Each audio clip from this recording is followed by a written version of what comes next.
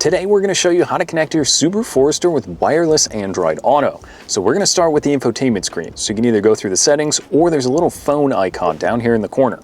Now manage device, you can click add right up here in the top right.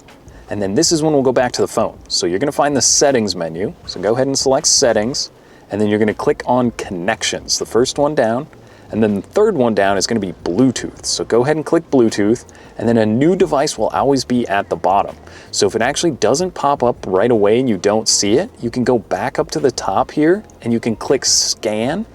So after you click scan, you can see Forester will pop up here at the bottom. So we'll go ahead and click Forester, and then the pin can match on the screen and the phone, so we can select pair. And now as the phone is connecting, it's going to ask you a few questions on the device. So it'll ask you if you want to pair your favorites or some of your contacts, and then as well we'll ask you if you want to use that wireless Android Auto. So you'll see allow access to messages, so go ahead and select allow.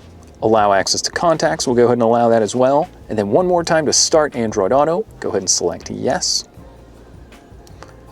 And now it will connect. It might take a second to load up onto the screen here from your phone, but you only have to do this one time. So once you connect your phone once, every time you get in and start the vehicle, it will automatically connect for you.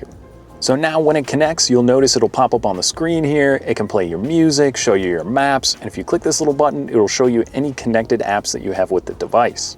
So that way you're not using your phone, you can just use the screen when you're on the go.